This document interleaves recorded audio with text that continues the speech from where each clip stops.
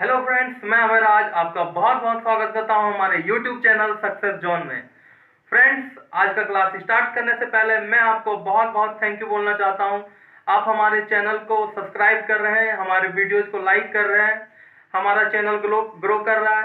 इससे हमको एक मोटिवेशन मिलता है, एक एनर्जी मिलता है आपके लिए ज़्यादा से ज़्यादा वीडियो बनाने के लिए।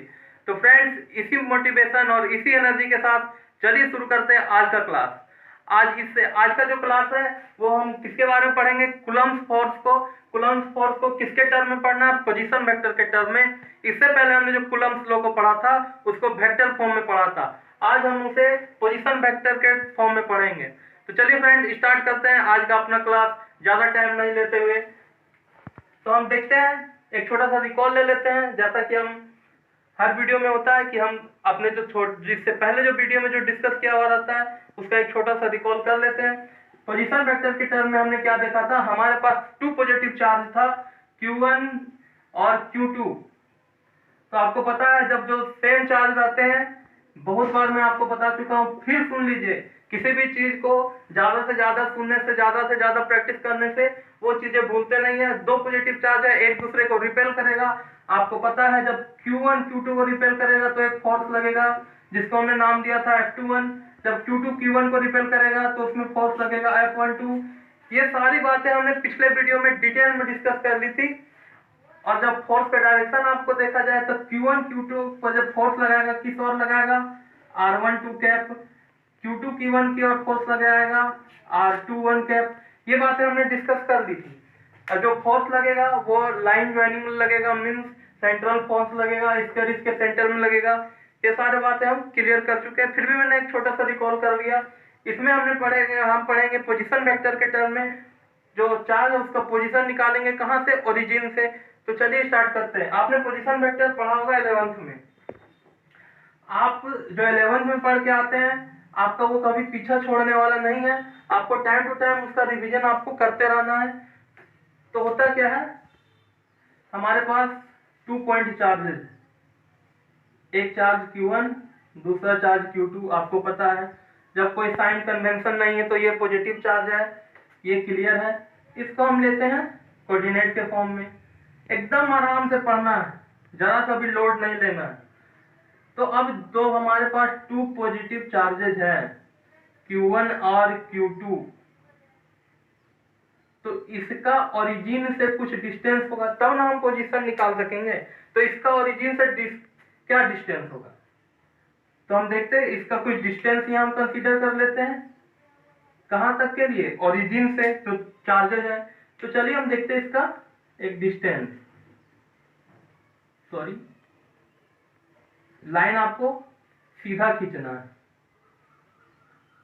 तो हम इसका एक Q1 से इसका कुछ डिस्टेंस होगा,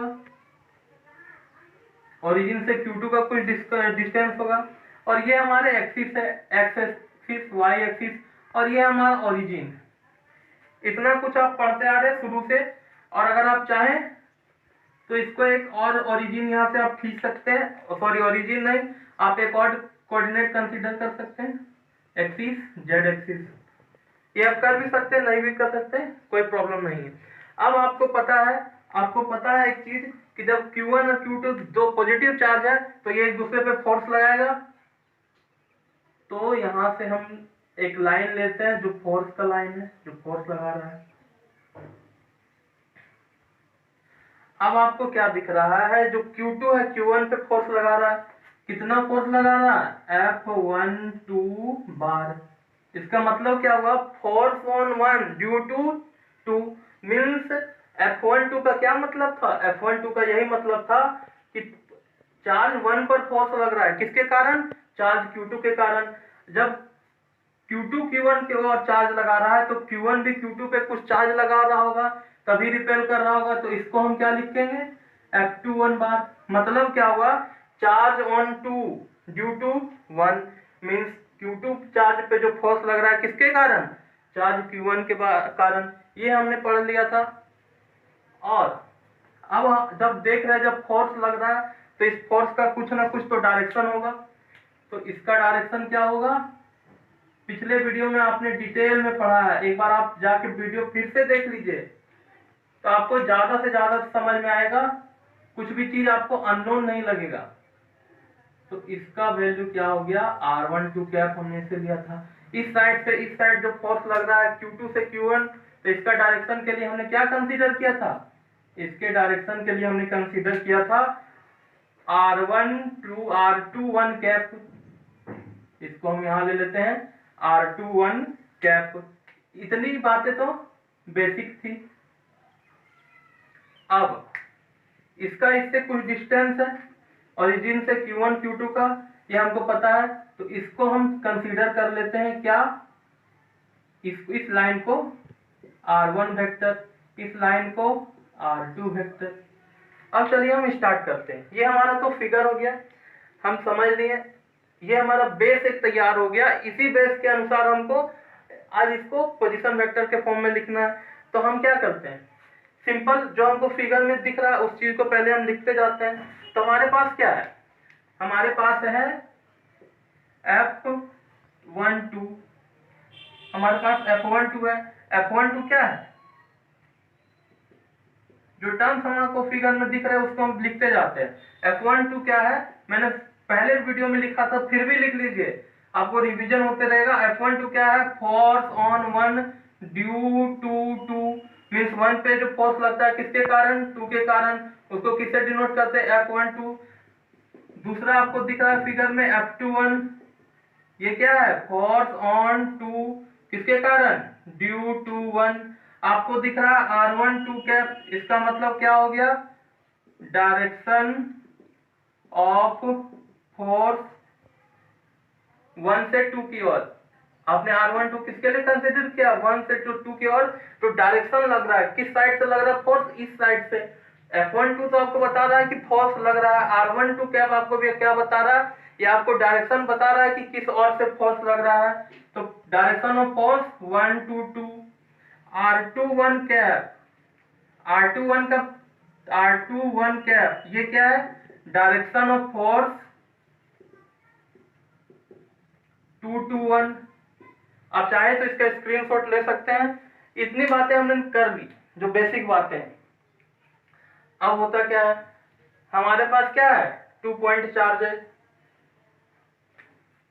Q1 और Q2। आप चाहे तो उसको लिख सकते हैं लैंग्वेज में, एकदम इजी है, कुछ नहीं कंसीडर करना है, लिखना है we have 2 point charges Q1 and Q2 having the force F12 and F21। ये सब बातें आपको लिखना बेसिक, उसे लिखिए, लैंग्वेज में नहीं लिखे नहीं फर्क पड़ता। आप साइंस पढ़ रहे हैं, फिजिक्स पढ़ रहे हैं, तो ऐसे भी लिख सकते हैं, तो आप काम चल सकता है आपका। ये चलिए आप यहाँ तक स्क्रीनशॉट ले लिए, अब इससे आगे बात करते हैं।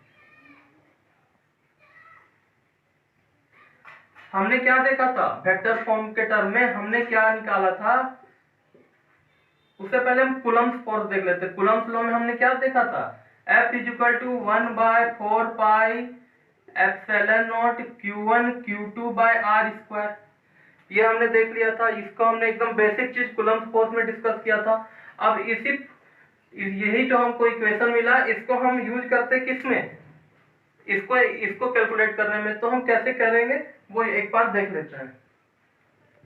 F21 कैप, अगर हम इसके लिए F21 बार अगर हम इसके लिए निकाल रहे हैं फोर्स, तो हम कैसे निकालेंगे, आपको पता है 1/4 pi epsilon naught Q1 Q2 R²। वहां हमने क्या देखा था, R², लेकिन यहाँ आपको R के लिए आपको क्या करना, R तो आप एक बार पोजीशन वेक्टर के भी टर्म में ले चुके हैं, तो आपको क्या करना है, R का आपको यहाँ कुछ नाम दे देना है। ये जो R क्या होता था, Q1 और Q2 के बीच डिस्टेंस ये होता था, तो हम इसको दे देते हैं A और इसको दे देते हैं B। जो A और जो Q1 और Q2 के चार्ज के बीच का डिस्टेंस है वो क्या है, AB है। तो हम इसको लिखते हैं R² की जगह हम किसको कंसीडर कर लेते हैं, AB, क्योंकि ये मैग्नीट्यूड है इसीलिए इसको मोड में रखेंगे। और जब F21 बार है, तो F21 बार की ओर फोर्स किससे लग रहा है, R12 कैप की ओर, मीन्स 1 से 2 की ओर लग रहा है फोर्स का, ये डायरेक्शन है। तो यहाँ क्या लेते हैं, r12 कैप। इतनी बातें हमको पता है, एकदम बेसिक बातें हैं। इसको हम इक्वेशन 1 मान लेते हैं। अब हम देखते हैं क्या, हमारे पास यहाँ ए बी का वैल्यू तो क्लियर नहीं है, तो ए बी का वैल्यू निकालने के लिए हम क्या करेंगे। आपने यहाँ आपको कुछ दिख रहा है, ये किस फॉर्म में, ये आपको ट्रायंगल में दिख रहा है, ये ट्रायंगल का फॉर्म में। आप जब ऐसा ट्रायंगल आता था जो वेक्टर का फॉर्म में, तो आप कैसे निकालते थे, आपको याद है ट्रायंगल लॉ आपने पढ़ा होगा 11th में। ट्रायंगल लॉ अगर आप पढ़े, अगर आपको याद नहीं है फिर भी आप देख लीजिए, एक आपको हम यहाँ रिव्यू करवा देते हैं, छोटा सा रिवीजन कराते हैं। ट्रायंगल लो क्या होता था, मान लीजिए ये ए है, ये बी है और ये सी है, ये इसको जाके यहाँ क्लोज कर रहा है। तो ट्रायंगल लो क्या होता था, A plus B is equal to C, यही तो होता था ट्रायंगल लो। ए और ये साइड जोड़ेंगे तो इसके इक्वल हो जाएगा, ट्रायंगल लो यही होता था। लैंग्वेज में देखा जाए, डिफिनेशन देखा जाए तो क्या होगा, if two vectors line act like a two side of triangle, means जो टू वेक्टर लाइंस है वो एक्ट कर रहा है, कैसे एक्ट कर रहा है, वो ट्रायंगल की दो भुजाओं की, त्रिभुज की दो भुजाओं की तरह अगर आपको दिख रहा है, और जो उसका तीसरा जो वेक्टर लाइन है वो उसको अपोजिट से क्लोज कर रहा है, तो वो उसका रिजल्टेंट हो जाएगा। मींस क्या हुआ, जब इस साइड को और इस साइड को जोड़ेंगे तो इसके इक्वल इस साइड हो जाएगा। ये था आपका vector triangle law in vector addition. अब हम इसको यहीं पे अप्लाई करेंगे यहाँ पे, तो क्या होगा, आपको यहाँ दिख रहा है ट्रायंगल कौन सा, ए ओ बी। अब इसमें हम वेक्टर फॉर्म अप्लाई करेंगे।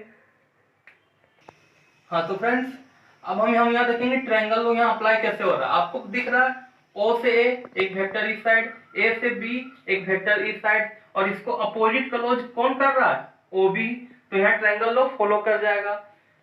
तो देखते क्या होता है, लिखेंगे अकॉर्डिंग टू ट्रायंगल लॉ। हम क्या देखते हैं, ट्रायंगल AOB में अगर हम देखें तो क्या होगा, पहले कंसीडर करते इस साइड वाला OA वेक्टर, फिर हम कंसीडर करते हैं A से B की ओर, दोनों एक ही साइड में है, अपोजिट साइड में क्या है, OB वेक्टर। तो ये इसका रिजल्टेंट होगा। हमको निकालना किसका, AB वेक्टर का वैल्यू। तो AB वेक्टर का वैल्यू जब हम निकालेंगे तो इसको हम क्या लिख सकते हैं, OB vector minus OA vector. ये तो सिंपल इक्वेशन से आपको पता है, आप सॉल्व कर जा रहे हैं 8, 9, 10 से। तो अब देखिए क्या होता है, AB वेक्टर तो हमको निकालना है, इसको ऐसे ही रहने देते हैं। OB वेक्टर का हमको वैल्यू पता है, OB वेक्टर क्या है, OB वेक्टर हमारे पास R2 bar minus OA vector हमारे पास क्या है, R1 बार। ये किसका वैल्यू निकल गया, ये वैल्यू निकल गया AB का। AB का वैल्यू हमको यहाँ मिल गया। अब हमको इस इक्वेशन में देखना है 1/4 पाई एप्सिलॉन नॉट, ये तो आपको पता है K का वैल्यू है, Q1 Q2 आपको पता है, R1 AB का वैल्यू आपको निकल गया। पोजीशन वेक्टर के टर्म में निकालना है तो हमको इसका भी वैल्यू चाहिए। तो अब हम क्या करेंगे, अब हम देखते हैं इफ R2 माइनस R1 बार हमारे पास है, ये क्या है, ये वेक्टर है, एक वेक्टर। ये अगर इसको हम लिख दें तो ये एक वेक्टर है, और आपको पता है वेक्टर है तो वेक्टर में दो चीजें होती है, क्या क्या होता है, अब देख लीजिए साइड में, वीडियो लंबा हो कोई दिक्कत नहीं, आपको समझ में आना चाहिए। एक वेक्टर में क्या होता है, वेक्टर में होता है मैग्नीट्यूड, और उसके साथ क्या होता है, यूनिट वेक्टर। आपको पता है ये वेक्टर में ये है, यहाँ लिख लीजिए, आप साइड में एक बार देख लीजिए, ये आपके पास वेक्टर है, इसका मैग्नीट्यूड लिखेंगे तो मैग्नीट्यूड तो यही होगा भैया। और यूनिट वेक्टर आपको पता है, जब इसका यूनिट वेक्टर लिखेंगे तो क्या हो जाएगा, इसका यूनिट वेक्टर हो जाएगा R21 कैप, ये इसका यूनिट वेक्टर हो गया। यहाँ तक आपको पता है, सॉरी यूनिट वेक्टर इसका उल्टा है, R होता है R12 कैप। तो यहाँ से अगर हम इसका वैल्यू निकालेंगे R12 कैप, तो इसको हम कैसे लिख सकते हैं, इसको लिख सकते हैं R2 बार माइनस R1 बार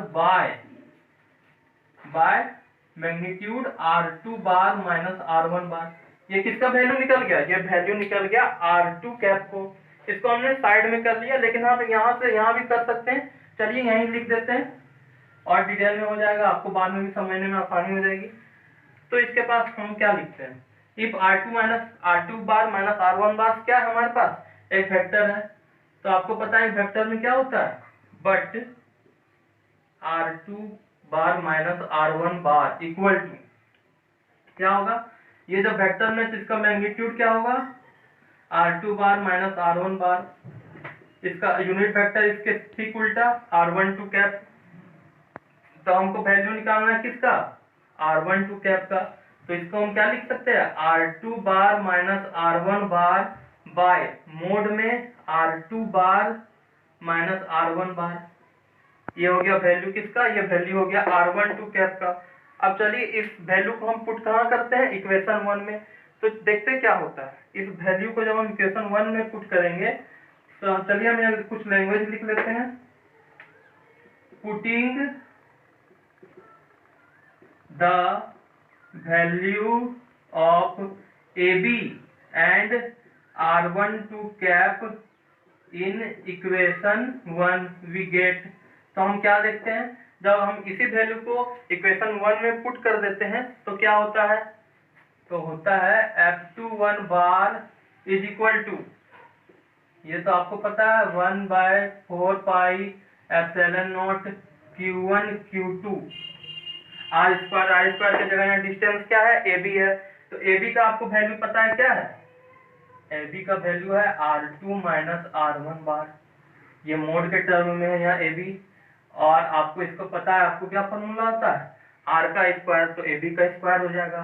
R12 कैप का यहाँ क्या हो जाएगा, R12 कैप का आपने यहाँ वैल्यू निकाला है, इसका वैल्यू क्या है, R2 cap minus R2 bar minus R1 बार बाय में mode of R2 bar minus R1 बार। तो अब यहाँ हम क्या देखते हैं, ये 2 वैल्यू, ये 1 वैल्यू, ये भी मोड में, ये भी मोड में, तो ये दोनों इनटू हो जाएगा। तो ये जब दोनों इनटू हो जाएगा तो ये क्या हो जाएगा, 1/4 pi Q naught epsilon naught Q1 Q2 by R2 minus R1 bar under mod का क्यूब, क्योंकि ये इससे इनटू हो गया। तो आप यहाँ देख रहे हैं Q1 Q2 by R2 bar minus R1 बार, ये इससे इनटू हो जाएगा, इसका क्यूब हो जाएगा, और यहाँ पे क्या होगा R2 बार माइनस R1 बार। तो फ्रेंड्स यही है पोजीशन वेक्टर के फॉर्म में कूलम्ब फोर्स। तो हम चलिए इसको, ये F21 के लिए हमने निकाला, सिमिलरली इसी तरह हम निकाल सकते हैं किसके लिए, F1 के लिए। जब F21 के लिए हमने इसको निकाल लिया, अब हम निकालेंगे F1 के लिए। तो क्या कैसे होगा, इतना जो काम हमने F21 के लिए किया होगा, सेम काम हमको करना पड़ेगा F12 के लिए। तो क्या हम इतना सारा फिर से डिटेल में लिखेंगे क्या, नहीं, हमको क्या करना, हमको एक सिंपल सा वर्ड लिखना, सिमिलरली मीन्स जैसा F21 के लिए निकाला वैसा ही F12 के लिए। तो हम चलिए स्टार्ट करते हैं, इधर से मैं थोड़ा रब करता हूँ, ये मेन इक्वेशन है, इसको रहने देते हैं। तो सिमिलरली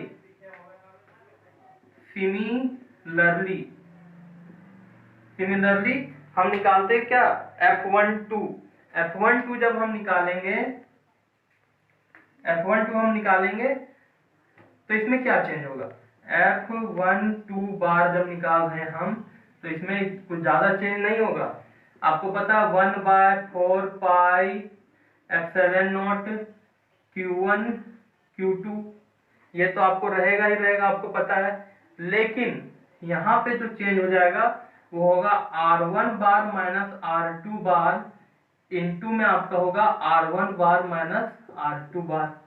ये हो गया आपका पोजीशन वेक्टर के फॉर्म में। ये आपके पास 2 रिजल्ट निकल गए।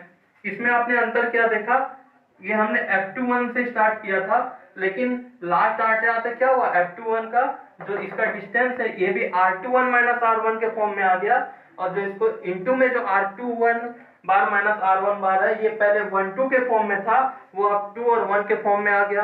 मीन्स इससे कंक्लूड क्या होता है, जैसे यहाँ 2-1 का अगर टर्म 1-2 का है तो यहाँ 1-2 होगा, यहाँ भी 1-2 होगा। टर्म अगर 2-1 है, यहाँ 2 1 है तो यहाँ भी 2 1 होगा।